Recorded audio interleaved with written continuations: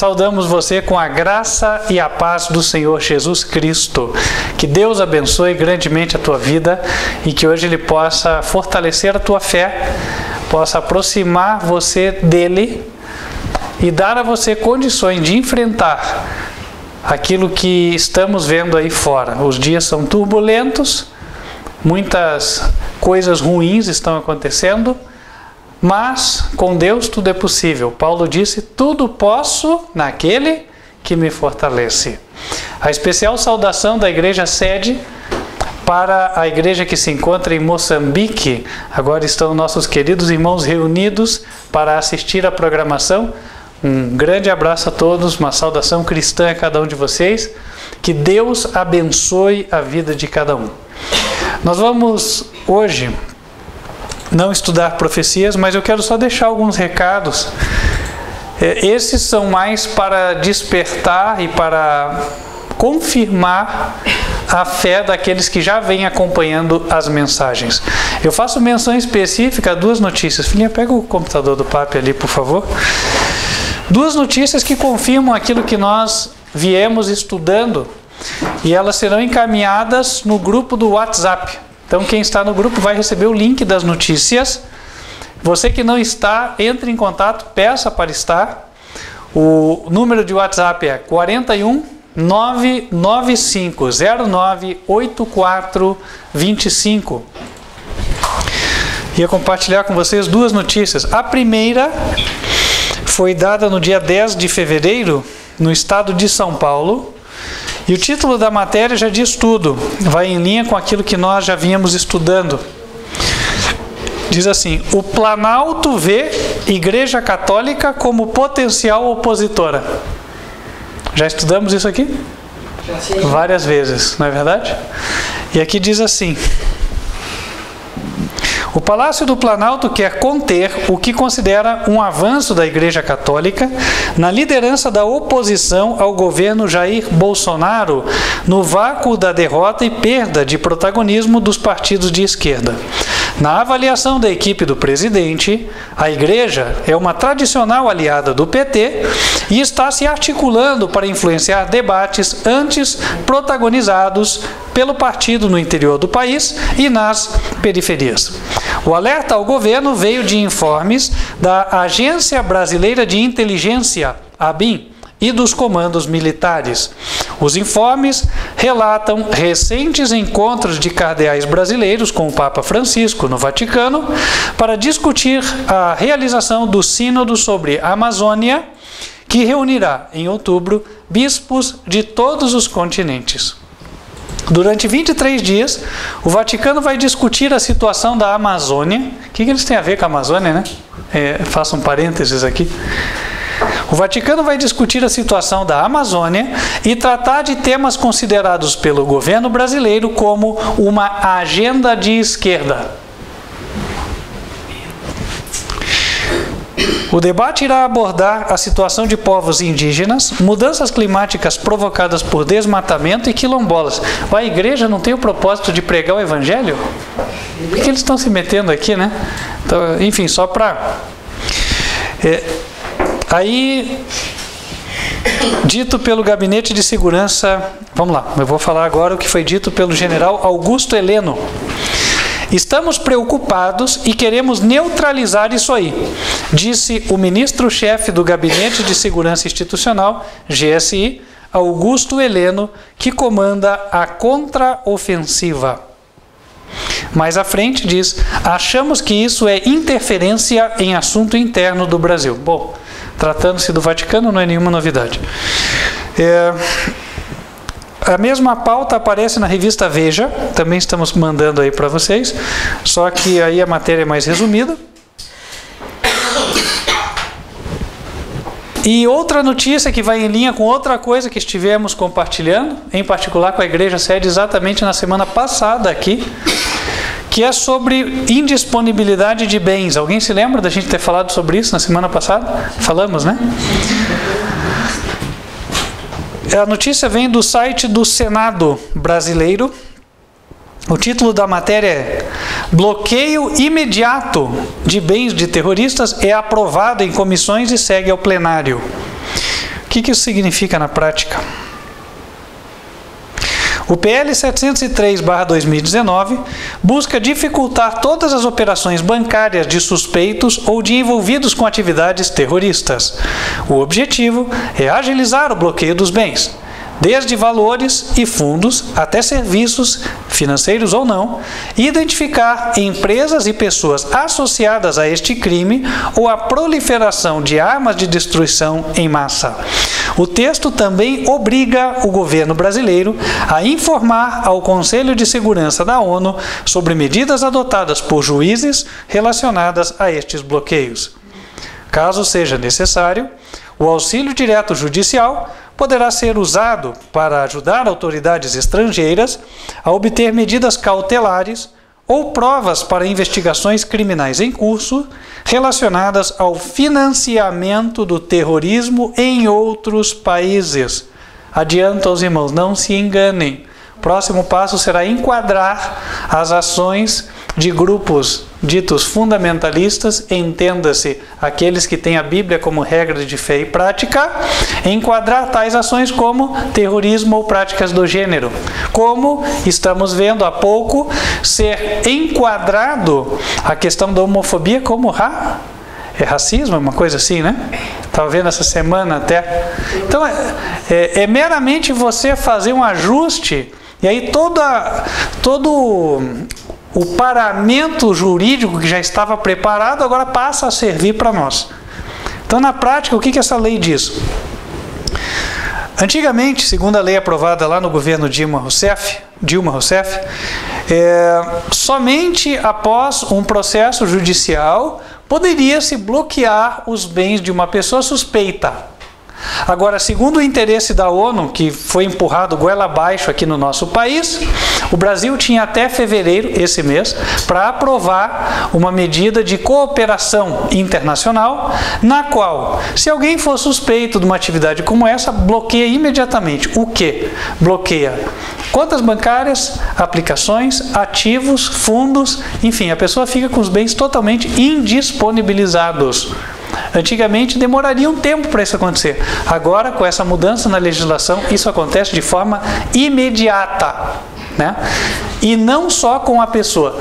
Todos os suspeitos de estarem ligados com ela ou ajudarem a financiá-la também serão afetados, né? Terão seus bens bloqueados. Então, meus queridos irmãos, Deus avisa porque Ele sabe das coisas, né? Então, se Ele está nos dando as informações, é porque Ele quer que nós tomemos as devidas providências. Posto isso, meus queridos, nós vamos para a mensagem de hoje, mas não sem antes fazermos aquilo que o Senhor nos ordenou, conforme está em Malaquias, capítulo 3, versículo 10. Detalhe, tá? Não estou forçando nada, isso aqui saiu agora. Essa notícia é algo que está tramitando. Vamos lá para Malaquias, capítulo 3, versículo 10. Trazei todos os dízimos à casa do tesouro, para que haja mantimento na minha casa, e depois fazei prova de mim, diz o Senhor dos Exércitos, se eu não vos abrir as janelas do céu, e não derramar sobre vós uma bênção tal, que dela vos advenha a maior abastança. E por causa de vós repreenderei o devorador, para que não vos consuma o fruto da terra, e a vide no campo não vos será estéril, diz o Senhor dos Exércitos. Me adiantando, coloco para você que nos assiste que o Ministério disponibiliza relatório de aplicação dos dízimos e ofertas. A ideia é demonstrar transparência dentro da obra do Senhor. Portanto, se você é dizimista ou ofertante e deseja receber o relatório, mande o comprovante dos teus dízimos e ofertas encaminhados e você receberá o relatório. E aí você nos ajuda também a administrarmos cada vez com mais eficiência. A propósito, nós vamos passar hoje algumas fotos da construção, da igreja, que está sendo realizada com os fundos encaminhados a este ministério. Graças a Deus, a parte de baixo do andar inferior já está com as paredes já colocadas, né? Os irmãos vão ver nas fotos. E também na parte de cima nós temos as paredes já delineadas. Estamos subindo e vamos chegar até a altura do barrilete. O barrilete é algo que eu descobri o significado há pouco tempo, né? É o que apoia as caixas d'água. Então, o barrilete.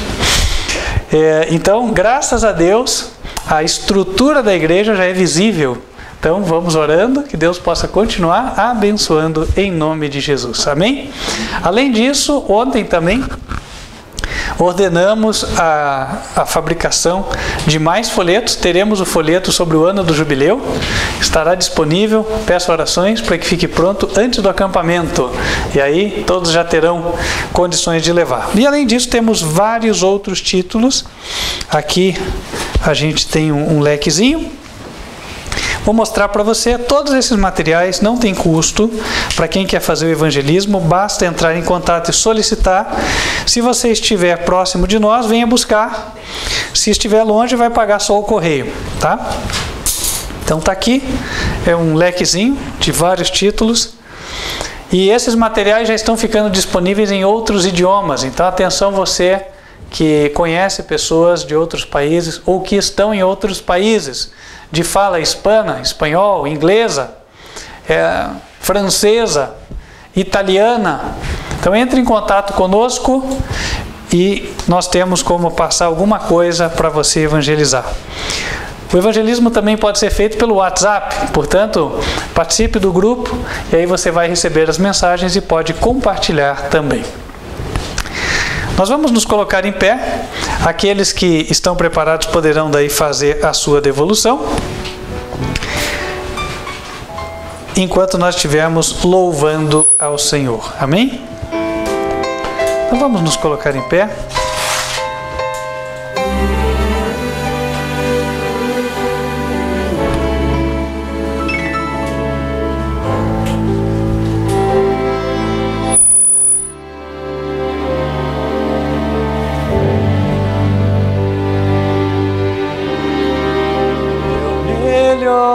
Momento foi quando com Cristo tive um encontro que jamais esquecerei. Da vida cansado no mundo perdido, então a sua doce voz eu escutei.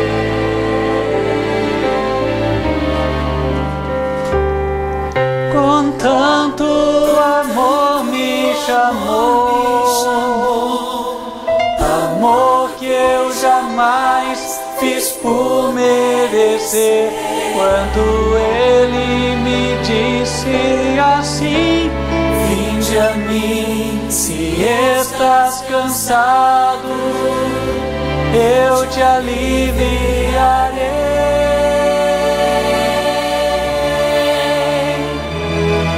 Com tanto amor me atraiu,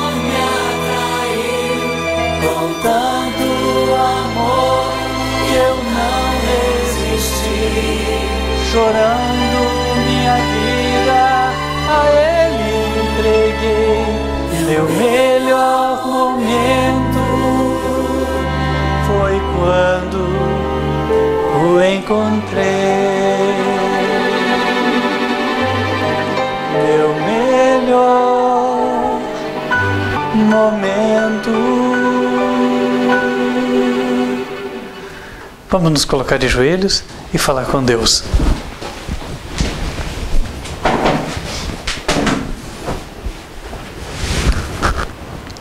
Senhor nosso Deus, queremos agradecer porque o Senhor tem abençoado o Teu povo e temos o suficiente para vivermos e também contribuirmos com a Tua obra.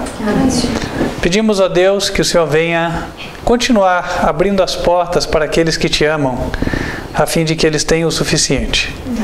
Abençoe a Tua obra, Deus. Abençoe os missionários, aqueles que estão a cargo da administração do recurso, abençoe as iniciativas evangelísticas e todos aqueles cujo coração o Senhor tem movido para colaborar nesta obra. Que o Senhor possa continuar fortalecendo a tua igreja e que ela cumpra o papel de levar o Evangelho a toda nação, tribo, língua e povo. Abençoa-nos nesta segunda hora. Venha falar conosco, ó Deus, e que saiamos daqui fortalecidos, espiritualmente revigorados, prontos para andarmos nos teus caminhos. Derrama o teu Espírito, Senhor, sobre mim e sobre a congregação. Dá aos que escutam corações e ouvidos abertos. E usa o Senhor Jesus Cristo para que Ele possa falar por meu intermédio. E assim o teu povo seja edificado segundo a tua vontade. Pedimos estas bênçãos em nome de Cristo Jesus. Amém. Amém.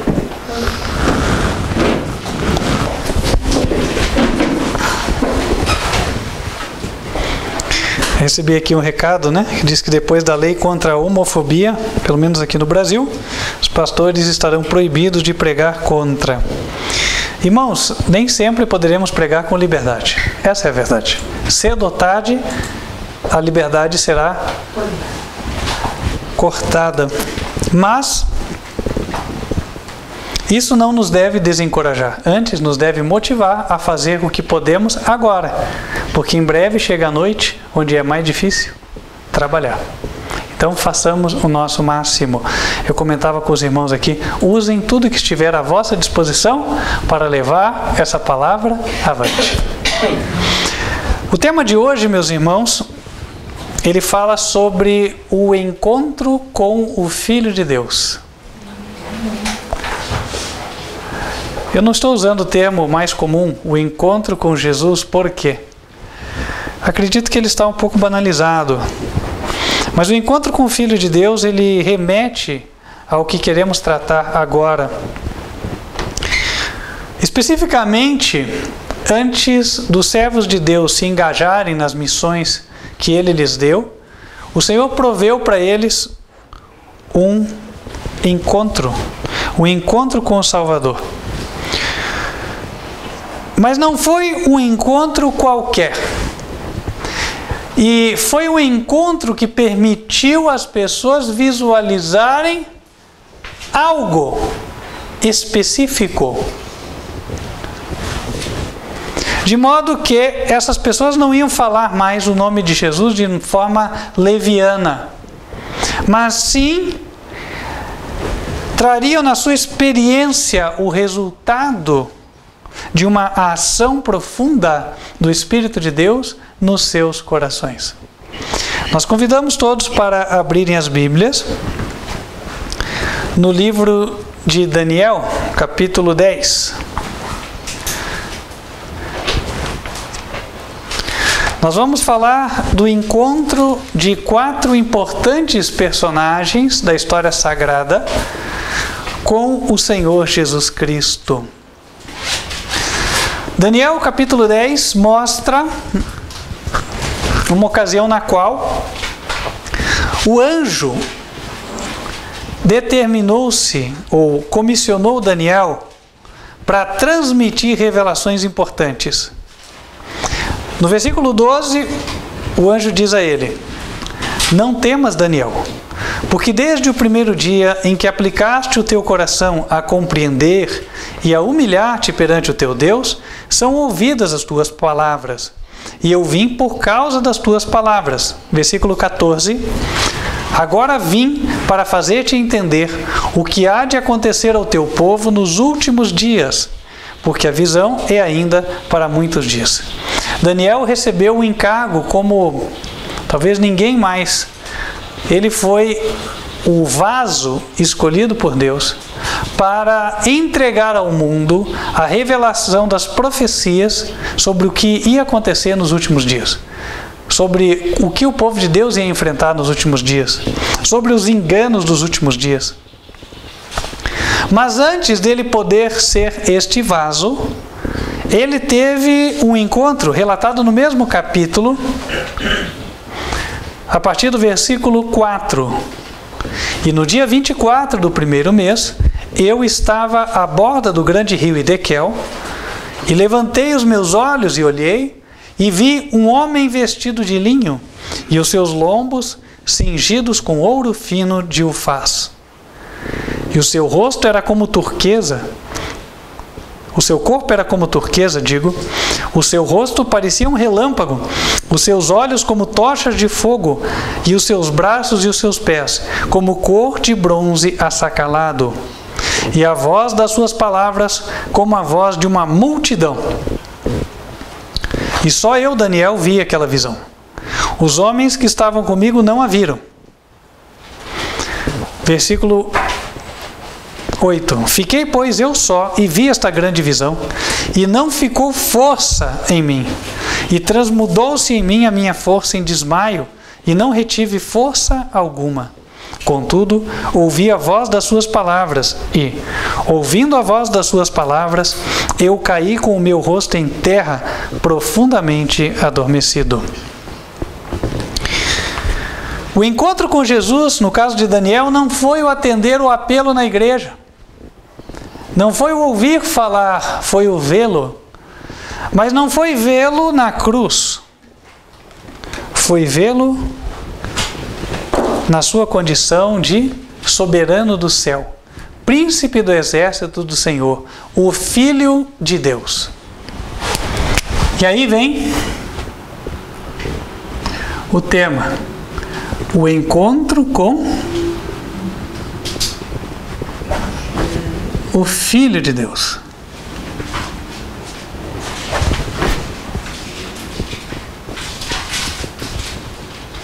Vamos usar um pouco essa caneta porque as outras a tinta já está um pouquinho gasta, né? Então, irmãos, Daniel recebeu um grande encargo, uma missão importante. Mas antes de recebê-la, ele teve um encontro com o Filho de Deus, Jesus glorificado. E nós vamos falar de 4 importantes personagens, me parece 4 dos que, a partir da época de Daniel, tiveram as missões mais importantes, fora Moisés. Daniel, Paulo, João e Ezequiel. Vimos Daniel, agora vamos falar sobre Paulo. Em Atos,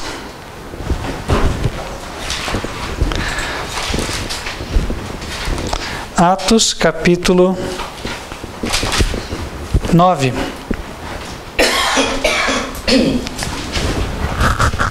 Atos 9, a partir do versículo 1. E Saulo, respirando ainda ameaças e mortes contra os discípulos do Senhor, dirigiu-se ao sumo sacerdote e pediu-lhe cartas para Damasco, para as sinagogas, a fim de que, se encontrasse alguns daquela seita, quer homens, quer mulheres, os conduzisse presos a Jerusalém. E indo no caminho, aconteceu que, chegando perto de Damasco, subitamente o cercou um resplendor de luz do céu. E caindo em terra, ouviu uma voz que lhe dizia: Saulo, Saulo, por que me persegues? E ele disse: Quem é, Senhor? E disse o Senhor: Eu sou Jesus, a quem tu persegues. Duro é para ti recalcitrar contra os aguilhões. E ele, tremendo e atônito, disse: Senhor, que queres que faça? E disse-lhe o Senhor: Levanta-te e entra na cidade, e lá te será dito o que te convém fazer. E a partir daí nós sabemos quem foi Saulo, teve o seu nome mudado para Paulo. Não somente ele, também João, que teve as revelações do Apocalipse. No capítulo 1 de Apocalipse, antes dele relatar qualquer visão, ele relata do seu encontro com o Senhor Jesus Cristo. Apocalipse capítulo 1, versículo 9. Eu, João, que também sou o vosso irmão, e companheiro na aflição e no reino, e na paciência de Jesus Cristo, estava na ilha chamada Patmos, por causa da palavra de Deus e pelo testemunho de Jesus Cristo. E fui arrebatado em espírito no dia do Senhor, e ouvi de trás de mim uma grande voz, como trombeta, que dizia: o que vês?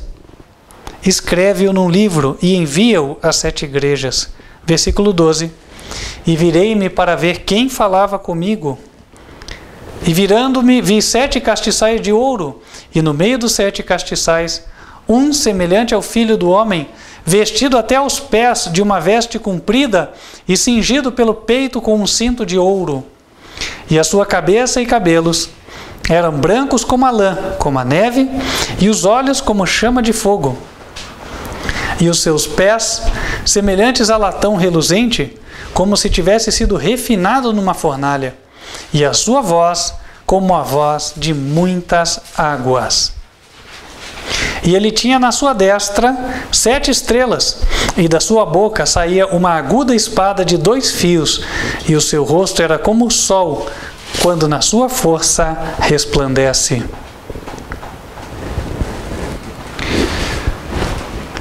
João, antes de receber as revelações do Apocalipse, viu o Filho de Deus glorificado.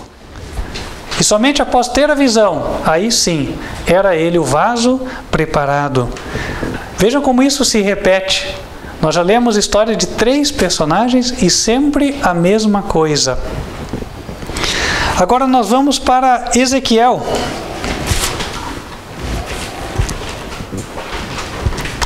Ezequiel capítulo 1.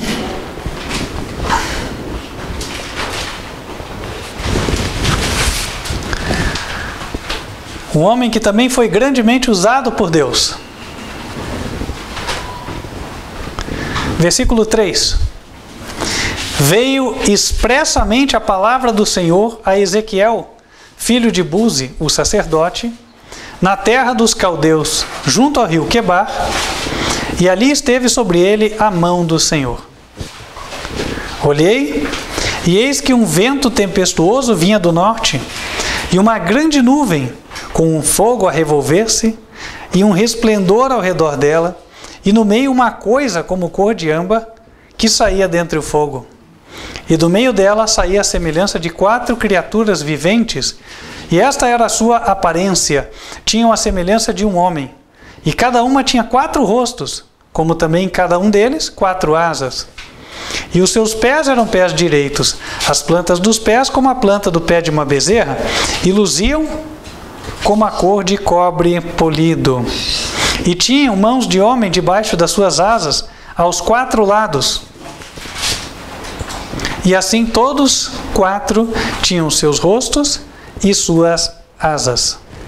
Versículo 22. Opa, ainda falta alguma coisa aqui, é importante.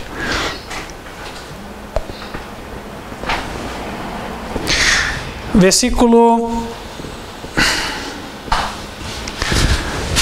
15.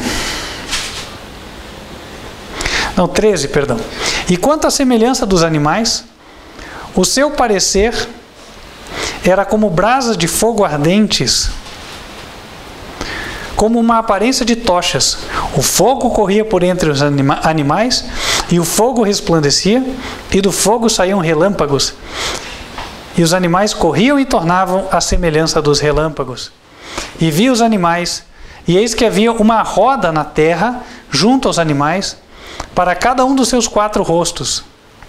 E o aspecto das rodas e a obra delas era como cor de turquesa, e as 4 tinham uma mesma semelhança, e o seu aspecto e a sua obra eram como se estivera uma roda dentro de outra roda.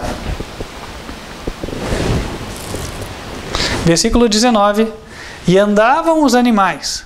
Andando os animais, andavam as rodas ao pé deles. E elevando-se os animais da terra, elevavam-se também as rodas. Versículo 22. E sobre a cabeça dos animais havia uma semelhança de firmamentos, como um aspecto de gelo terrível, estendido por cima sobre a cabeça. Versículo 26. E por cima do firmamento, que estava por cima da sua cabeça, havia uma semelhança de trono, como de uma safira, e sobre a semelhança do trono havia como que a semelhança de um homem no alto sobre ele. E vi como a cor de âmbar, como o aspecto do fogo pelo interior dele, desde a semelhança de seus ombros e daí para cima, de seus lombos, digo, e daí para cima. E desde a semelhança dos seus lombos e daí para baixo, vi como a semelhança de fogo e um resplendor ao redor dele. Como o aspecto do arco que aparece no dia da chuva, na nuvem no dia da chuva, assim era o aspecto do resplendor em redor. Este era o aspecto da semelhança da glória do Senhor. E vendo isso, caí sobre o meu rosto e ouvi a voz de quem falava. Essa visão bastante simbólica, parece até difícil de entender o que acontecia. Eu vou colocar de forma assim bastante resumida o que se viu. Se viu um trono,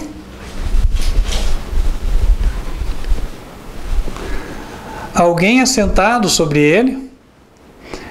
Eu não vou arriscar desenhar, mas aqui estava uma figura e o arco, que a gente conhece como arco-íris.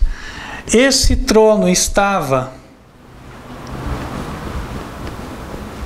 sobre um firmamento. Embaixo do firmamento nós tínhamos seres alados, que são, portanto, anjos. Diz que eram 4.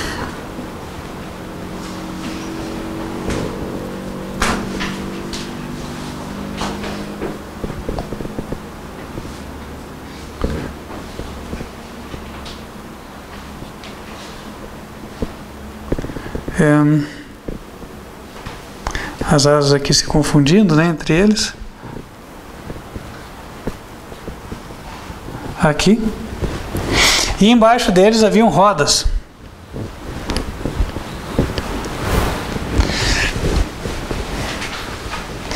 E era dito que esses anjos ou animais tinham caras à semelhança de leão, bezerro ou novilho, águia, além de outra que é semelhança humana, né? O rosto do ser humano é semelhante ao de anjo ou querubim.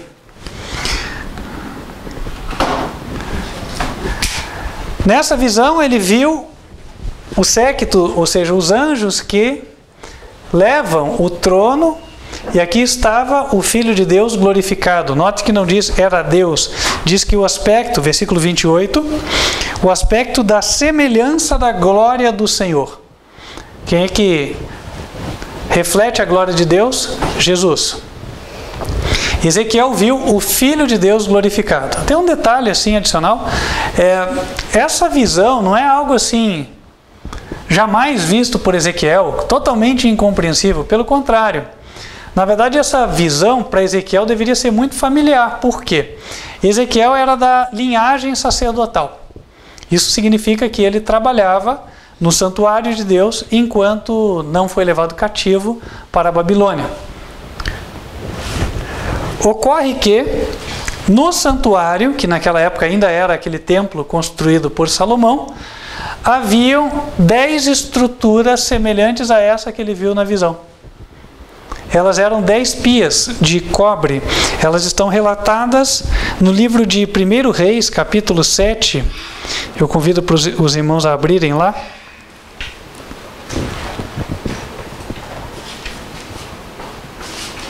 A partir do versículo 27, diz assim: fez também as 10 bases de cobre. 1 Reis, capítulo 7, versículo 27. Fez também as 10 bases de cobre. O comprimento de uma base de 4 côvados, e de 4 côvados a sua largura, e de 3 côvados a sua altura. E esta era a obra das bases. Tinham cintas, e as cintas estavam entre as molduras. E sobre as cintas que estavam entre as molduras havia leões, bois e querubins. Opa, a semelhança do que ele viu lá. Era leão, novilho, que é semelhante a boi, querubim e águia ele viu. E sobre as molduras, uma base por cima. E debaixo dos leões e dos bois, junturas de obra estendida. E uma base tinha 4 rodas de metal e lâminas de cobre, e os seus 4 cantos tinham ombros debaixo da pia, estes ombros fundidos da banda de cada uma das junturas. Versículo 35. E no alto de cada base havia uma altura redonda de meio côvado ao redor, e também sobre o alto de cada base havia asas e cintas que saíam delas.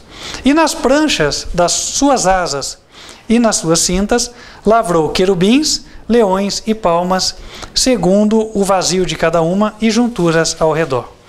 Conforme esta fez as 10 bases, todas tinham uma mesma fundição, uma mesma medida e o mesmo entalhe.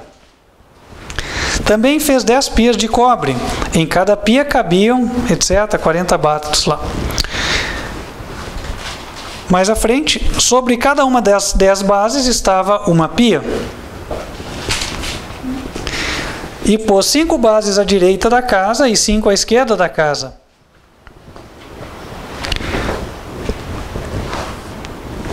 E é até aqui.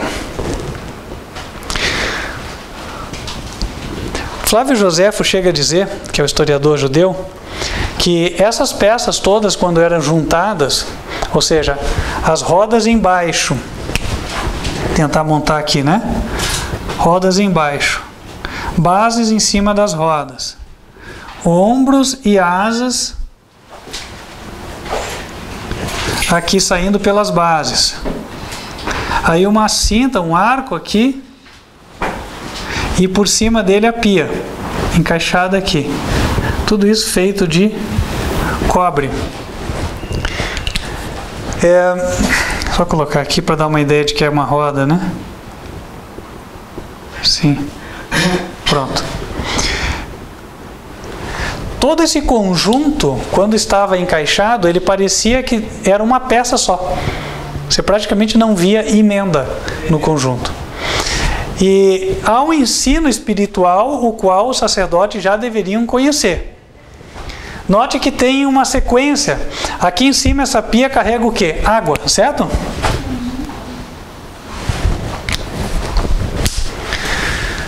A água é símbolo do Espírito Santo de Deus. É o equivalente aqui a Ezequiel, a presença do Senhor Jesus Cristo. Dele o Espírito Santo é derramado sobre os homens. Agora ele é derramado por intermediários. Note que quem carrega a pia são aqueles que têm asas, no caso, os anjos de Deus. E os anjos de Deus estão sobre as rodas. E nós vimos lá em Ezequiel que para onde as asas andavam ou voavam, as rodas também andavam. Isso quer dizer que havia uma união, e por isso tudo isso aqui era uma peça só. Deveria haver uma unidade de propósito entre Jesus, a hoste angelical e a igreja na terra.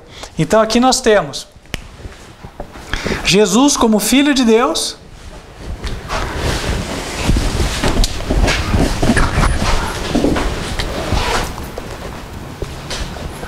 o Filho de Deus, aqui temos os anjos, e aqui embaixo os homens, ou a sua igreja.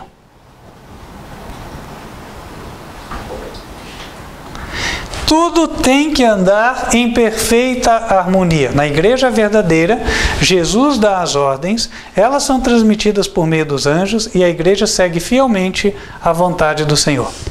Por isso tudo parecia ser uma peça só. Deve haver harmonia e unidade de propósito, desde a cabeça, que é Jesus, até todos os membros da igreja. As rodas todas trabalham em harmonia, e nós somos representados pelas rodas aqui. Em primeiro lugar, Ezequiel, antes de se tornar um mensageiro de Deus, ele teve que ver o Filho de Deus glorificado, ter um encontro com ele. Ver que todo o poder e majestade estão nas mãos do Filho de Deus. Entender que ele se torna um servo do Rei dos Reis. E a partir daí entender como ele vai agir. Isso é, ele age comandando por meio dos seus anjos, e aí enviando para uma igreja organizada. Tem muitos clamores, muitas vozes dizendo: não, no fim do tempo vão ter muitos grupos separados, cada um agindo independentemente. A Bíblia nunca ensinou isso. A Bíblia sempre ensinou que haviam rodas que agiam em harmonia. Detalhe, como nós vimos aqui em Ezequiel, quantos conjuntos desse haviam dentro do santuário? 10 conjuntos. Versículo 39, olha lá. E pôs 5 bases à direita da casa e 5 à esquerda da casa. E olhem como todo o ensino do Evangelho está ligado ao santuário. Jesus, quando fala a parábola que representa a igreja, ele usa a ilustração das 10 virgens. E divide as 10 em 2 grupos de 5. Não é verdade? Ora, tudo isso era para remeter à verdade ensinada no simbolismo do santuário, né?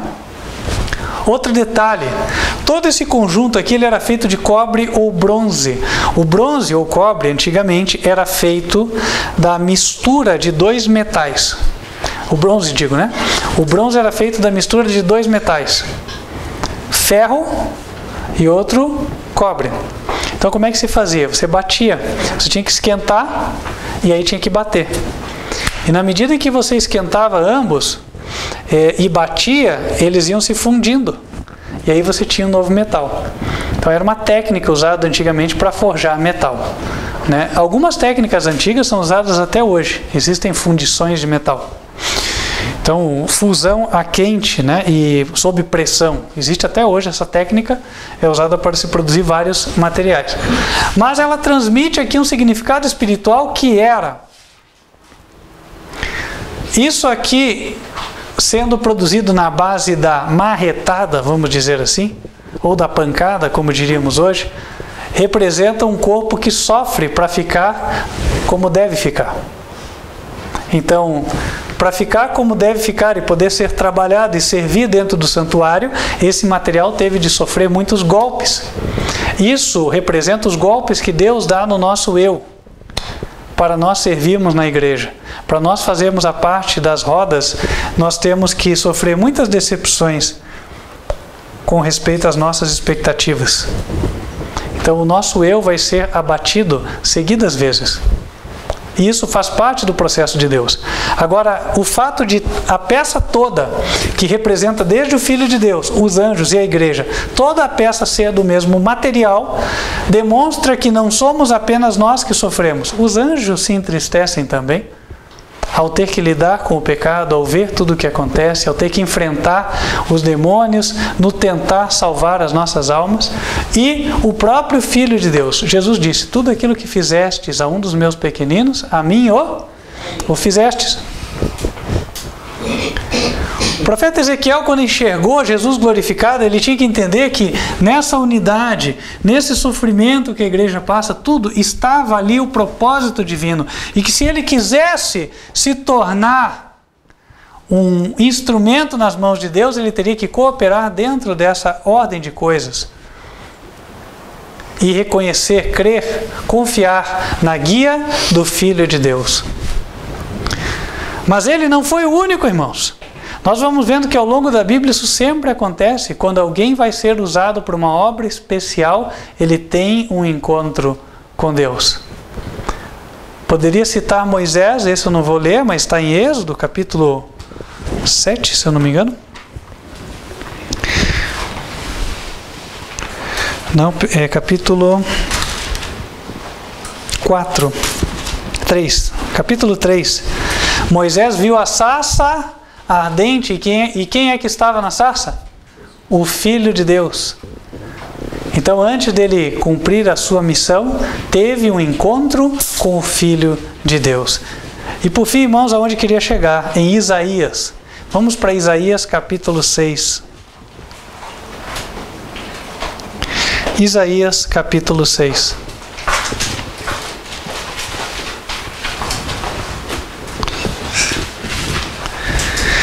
Versículo 1.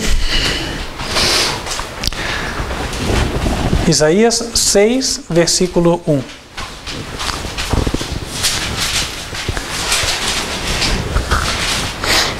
No ano em que morreu o rei Uzias, eu vi ao Senhor assentado sobre um alto e sublime trono, e o seu séquito enchia o templo. Milhares de milhares o serviam. Versículo 2. Os serafins estavam acima dele.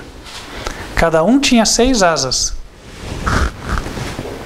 Com 2 cobriam o rosto, com 2 cobriam os pés e com 2 voavam. E clamavam uns para os outros, dizendo: Santo, Santo, Santo é o Senhor dos exércitos. Toda a terra está cheia da sua glória. E os umbrais das portas se moveram com a voz do que clamava, e a casa se encheu de fumaça. Então eu disse: ai de mim que vou perecendo, porque eu sou um homem de lábios impuros, e habito no meio de um povo de impuros lábios, e os meus olhos viram o Rei, o Senhor dos exércitos. Mas um dos serafins voou para mim, trazendo na mão uma brasa viva, que tirara do altar com uma tenaz. E com ela tocou a minha boca e disse: eis que isto tocou os teus lábios, e a tua iniquidade foi tirada e purificado o teu pecado. Qual é o propósito do encontro com Jesus? Será que é depois te dar argumento para você dizer: olha, Deus me falou, eu encontrei com Ele? Não. O propósito dele é mudar-nos, purificar-nos, tirar a nossa iniquidade, tirar o nosso pecado. Isaías viu o rei e viu a reverência que os anjos têm para com Jesus, com o Filho de Deus. Viu a majestade do Filho de Deus, o temor que as suas criaturas têm diante dele. E aí, ele mesmo disse: ai de mim que vou perecendo, porque eu sou um homem de lábios impuros e habito no meio de um povo de impuros lábios. Irmãos, quando nós temos o encontro com o Filho de Deus, uma evidência disso é que passamos a ver quão ruins nós somos, quão pecadores nós somos. Ele falou: ai de mim, que eu tenho lábios impuros. Ele se sente indigno, ele não se sente preparado para fazer a sua obra. A maior evidência de que alguém não está preparado para fazer determinada obra é quando ele vem se auto-oferecendo para fazer, antes de alguém convidar. Olha, eu queria fazer assim, assim, assim. Não, mas você acha que... Não, eu estou pronto. O ser humano dizer que ele está pronto é demonstração de que ele não conhece a si mesmo. Olha o caso de Pedro. Jesus falou, né? Antes do galo cantar, tu vai me negar. Como vou te negar? Por ti eu vou dar a minha vida. Por outro lado, aquele que está pronto é aquele que teve o encontro com Jesus e foi purificado. Esse olha para si mesmo e não vê nada de bom que ele possa transmitir ao povo. Fala assim: oh, poxa, eu sou tão ruim. Como é que eu ainda vou poder fazer alguma obra para o Senhor? Não tem a menor condição. Aí é quando Deus responde. Jesus envia o anjo e colocou a brasa do altar no lábio de Isaías. Interessante isso, por quê? A brasa vem com fogo.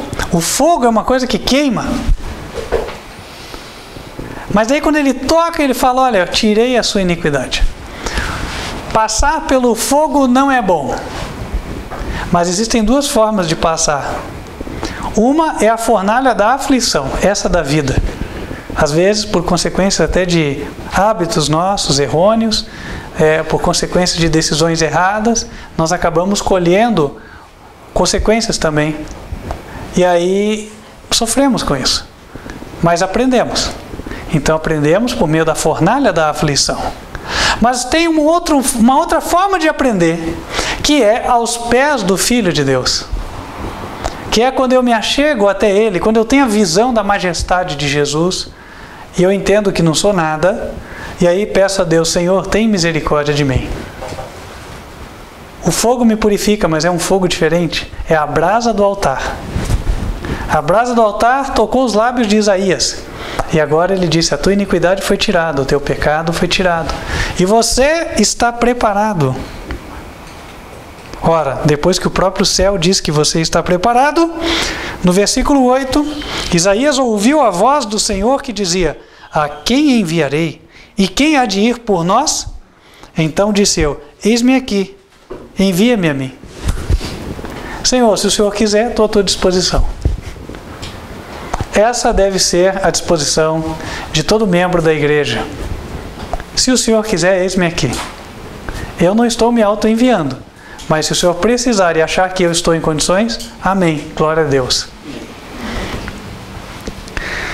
E aí o Senhor relata qual vai ser a missão dele. A missão de Isaías não foi fácil, assim como não foi a de nenhum dos que nós estudamos aqui. Daniel foi lançado na cova dos leões. Segundo a tradição, João foi lançado no caldeirão de azeite quente, não morreu e foi condenado então à prisão perpétua na ilha de Patmos. Ezequiel foi o profeta do exílio, chamado de contador de histórias, porque ele falava, aparentemente nada acontecia. Demorou mais de 20 anos para que aquilo que ele disse viesse a acontecer e eles entenderem que houve um profeta no meio deles. Enquanto isso, ele teve que enfrentar a descrença. E Isaías. Bom, Paulo morreu decapitado no ano 66. E Isaías, qual foi a sorte de Isaías? Isaías, a Bíblia diz o seguinte, versículo 9, a missão do profeta: vai e dize a este povo, ouvis de fato e não entendeis, e vedes em verdade, mas não percebeis. Engorda o coração deste povo, e endurece-lhes os ouvidos, e fecha-lhe os olhos. Não venha ele a ver com seus olhos, e a ouvir com os ouvidos, e a entender com o seu coração, e a converter-se e a ser sarado. Nossa, que missão ingrata, inglória, não é? Vou mandar você lá para você fechar os olhos do povo, para eles não verem. Eu vou mandar você lá para você fechar os ouvidos deles, para eles não escutarem. Para você fechar os seus corações, para que eles não se convertam. Então talvez o profeta perguntasse, poxa, mas então eu vou lá para quê? Né? Muitos de nós acabamos vivendo essa experiência, não é? Eu falo, ninguém escuta. Eu tento abrir os olhos, eles fecham os olhos. Cada vez que eu falo parece que é pior, se endurecem mais. Quem nunca vivenciou isso aqui? Irmãos, quando nós fazemos a obra do Senhor, nós vamos só reviver a história dos profetas passados. Então, quando estiverem zombando de você, achando que você é aquele fora da casinha, fanático, etc., saiba, isto aconteceu com os profetas que vieram antes de você. E aí, avança-se. O profeta pergunta, né, no versículo 11, então disse eu, até quando, Senhor? Ele diz, até que se assolem as cidades e fiquem sem habitantes, e nas casas não fique morador, e a terra seja assolada de todo, e o Senhor afaste dela os homens, e no meio da terra seja grande o desamparo. Além de não o escutarem, ele vai ser o profeta do caos. Alguém já falou para você, poxa, você só fala de desastre, de desgraça, né? Você não tem algo melhor para falar, não? Vou falar de boas perspectivas e tal, né? Então, irmãos, notem que no passado já foi assim. Mas será que essa obra toda vai ficar infrutífera? Não. Versículo 13. Mas, se ainda a 10ª parte dela ficar, tornará a ser pastada, como o carvalho e como a azinheira, que depois de se desfolharem ainda ficam firmes, assim a santa semente será a firmeza dela. Alguns ouvirão, haverá um remanescente, não será a maioria, poucos, mas se poucos escutarem, já terá valido a pena. Deus considera que a tua missão foi cumprida. Meus queridos irmãos, nós somos chamados para uma missão. Mas antes de darmos início a ela, o Senhor quer que nós tenhamos um encontro com o Filho de Deus. Compreender e reconhecer Jesus em sua majestade. Isso faz toda a diferença. Já falamos sobre isso outras vezes. Quando nós vemos o Rei com todo o poder e autoridade sobre o universo, o Rei que está ao nosso lado, então nós sabemos que nele nós podemos descansar. Nós podemos nos escorar nele, confiar nele e acreditar que ele vai nos ajudar. Nós havemos de enfrentar, então, muita oposição. Ele vai nos dar uma missão. Essa missão vai gerar perseguição, ódio. Porque ninguém, ou digo, o mundo não ama, não gosta da verdade. E o mundo persegue a verdade. E na medida em que você transmite a verdade, seja de qual forma for, a perseguição virá sobre você. Mas se você está ancorado no Filho de Deus, você vai permanecer firme como uma rocha. O que aconteceu com Isaías? Segundo a tradição, foi cerrado ao meio por ordem do rei Manassés. Mas os anjos guardam aquele precioso pó para levantar em breve, quando Jesus voltar. E aí sim, Ele está reunindo-se com aqueles que foram fiéis em todos os tempos. Como é que eu posso ter esse encontro com o Filho de Deus? Irmãos, depende de nós. Por que depende de nós? Porque Jesus continua onde Ele sempre esteve. Em Mateus 28, versículo 20, Ele diz: eis que estou todos os dias até a consumação dos séculos. Então ninguém pode dizer que não pode desfrutar da companhia dele, que não pode ter um encontro com ele. Deus, revestido de glória e majestade, pronto para auxiliar qualquer um que a ele se achega. A questão é, como é que eu vou me achegar a ele? Dando atenção a ele. Certa vez ele escutou 3 coisas, né? O vento tempestuoso, o fogo e o terremoto. Onde ele estava? Na brisa suave. Quando o rádio e a televisão estão se estridente, ela sufoca.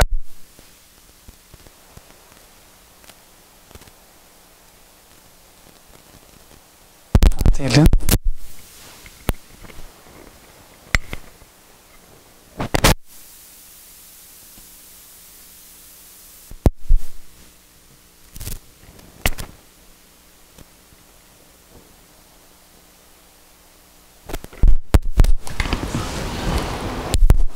Som.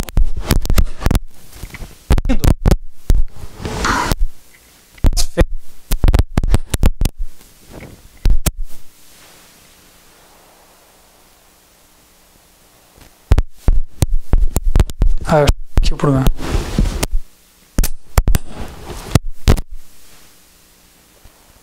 Conector. Som. Pegando mais tempo. É, né?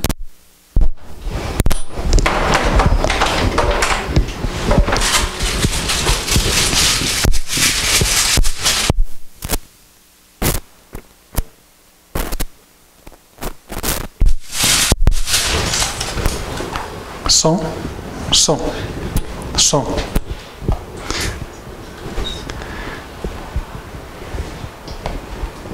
Aí.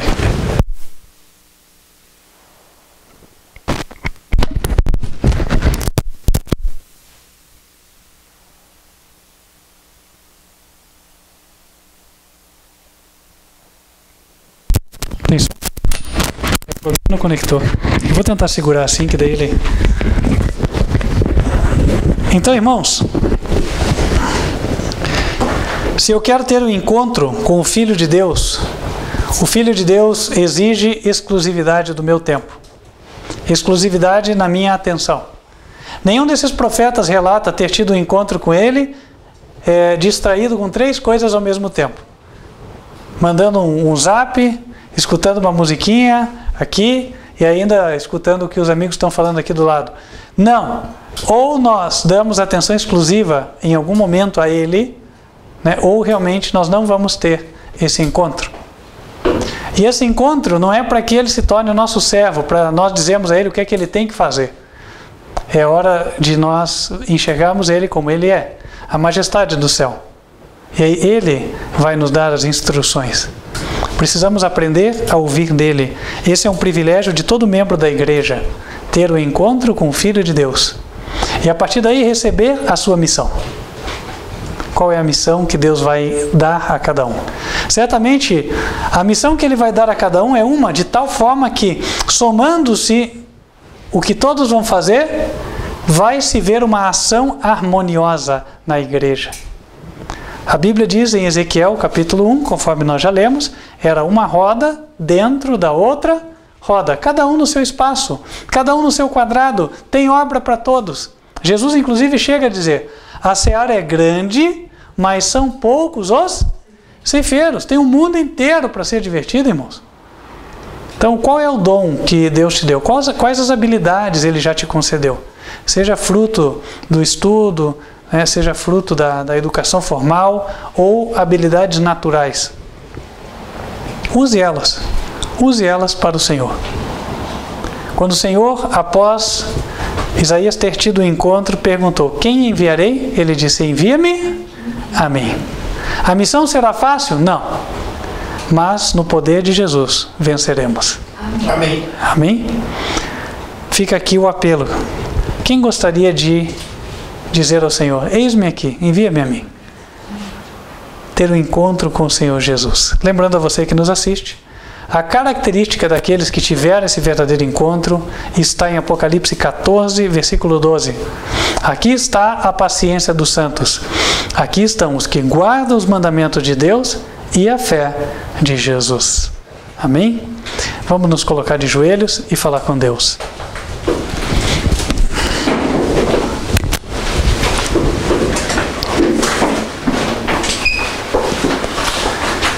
Santo e bom Deus, que nos altos céus habitas, queremos te agradecer pela mensagem de hoje, pedir que o Senhor conceda a cada um de nós o encontro com Jesus, o teu Filho amado, e que o Senhor possa guiar-nos, cada um de nós, a fazer a tua obra aqui na terra. Que como igreja tenhamos uma ação harmoniosa, unida aos anjos e unida à tua vontade. Guia cada um, ó Senhor, não só dos que aqui se encontram na igreja sede, mas também aqueles que nos assistem em qualquer parte da terra. Possam eles também andar conforme o Senhor deseja. E una-nos num só corpo, a tua igreja na terra. Aqueles que ainda não são desse redil, que pelos teus santos anjos o Senhor os traga, e que o Senhor veja o teu povo agindo de forma unida nessa terra. Pedimos estas bênçãos em nome de Cristo Jesus. Amém. Estendo o convite a você que nos assiste a integrar as fileiras da verdadeira igreja de Deus na terra. A igreja que surgiu da profecia, a igreja que tem a luz das profecias, o ministério Quarto Anjo, advertência final. Se é o teu desejo unir-se a este povo, entre em contato conosco. Vai ser uma alegria para nós, podemos te dar as instruções e levá-lo ao passo do batismo. Nós vamos ficando por aqui, mas não sem antes te convidar a continuar nos acompanhando, lembrando que as transmissões ocorrem aos sábados em 2 horários, 15 para as 10 da manhã, Escola Bíblica das Crianças, e 11 horas da manhã, Mensagem do Culto. Você nos acompanha pelo canal youtube.com/TV Advertência Final. E também nos encontra no site advertenciafinal.com.br. Nosso WhatsApp para contato, você que quer os estudos bíblicos, tome nota.